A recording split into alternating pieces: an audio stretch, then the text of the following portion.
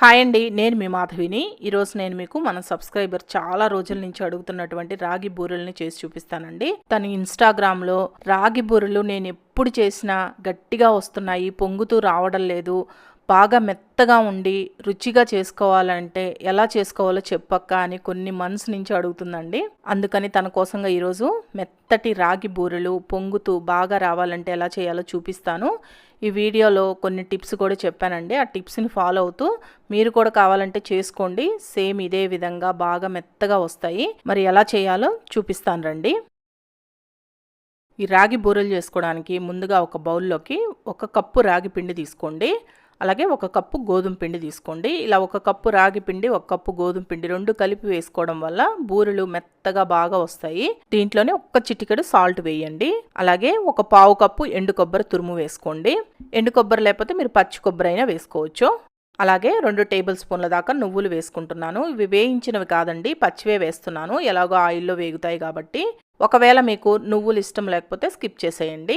ఇవన్నీ వేసుకున్న తర్వాత ఒకసారి స్పూన్ తోటి మొత్తం బాగా కలిసేటట్టు కలపండి. ఇలా కలుపుకునేటప్పుడే దీంట్లో 1 టీ స్పూన్ యాలకుల పొడి కూడా వేసుకొని కలుపుకోండి. యాలకులలో నేను చక్కెర వేసి గ్రైండ్ చేసుకున్నాను, అందుకని యాలకుల పొడి మీకు వైట్గా కనిపిస్తుందండి.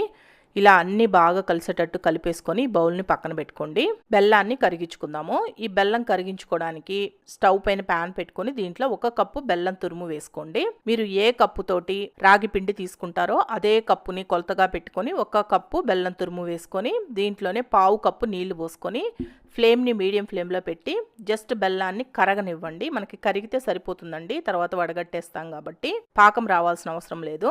బెల్లం 1 కప్పు సరిపోతుందండి. ఒకవేళ మీరు స్వీట్ కొద్దిగా తక్కువ తినే వాళ్ళైతే కొద్దిగా తగ్గించుకోండి, కాస్త ఎక్కువ కావాలంటే ఇంకొద్దిగా వేసుకోవచ్చు. ఇప్పుడు చూడండి, బెల్లం పూర్తిగా కరిగింది కదా. ఇలా కరిగిన తర్వాత స్టవ్ ఆఫ్ చేసేసి ఈ బెల్లం నీళ్ళని ఈ పిండిలోకి ఈ విధంగా వడగట్టేసుకోండి. బెల్లంలో ఏమన్నా నలకలు అలాంటివి ఉన్నా పోతాయి ఈ విధంగా వడగట్టుకోవడం వల్ల. ఇప్పుడు ఇలా పూర్తిగా వడగట్టేసుకున్న తర్వాత ఈ బెల్లం నీళ్ళు అనేవి కొద్దిగా వేడిగా ఉంటాయి కాబట్టి స్పూన్ పెట్టి ఫస్ట్ బాగా కలిసేటట్టు కలుపుకోండి. ఇలా ఒకసారి స్పూన్తో కలుపుకున్న తర్వాత ఇప్పుడు ఈ స్పూన్ని తీసేసి చేతితోటి బాగా ఇలా ప్రెస్ చేస్తూ కలపండి. పిండి అనేది బాగా కలిసిపోవాలి. ఫస్ట్ కాస్త గట్టిగా ఉంది కదా, ఇలా ఒకసారి కలిపేసిన తర్వాత కొద్దిగా నీళ్లు పోసుకుంటూ కొద్దిగా మెత్తటి ముద్దలాగా వచ్చేంత వరకు కలుపుకోండి. నీళ్లు ఒకటేసారి పోయకుండా కొద్దిగా పోసుకొని కలుపుకోండి. మీరు వేడి నీళ్ళైనా తీసుకోవచ్చు లేదా చల్ల నీళ్ళైనా పోసుకోవచ్చు, ఏ నీళ్ళైనా పర్వాలేదు. అలాగే పిండిని మటుకు మరీ ఎక్కువ గట్టిగా కలుపుకోమాకండి. గట్టిగా కలిపితే మీరు ఆయిల్లో వేసినప్పుడు బూరెలు సరిగా పొంగవండి. కాస్త లూజ్గానే ఉండాలి పిండి అనేది. అలా వచ్చేంత వరకు కలుపుకోండి.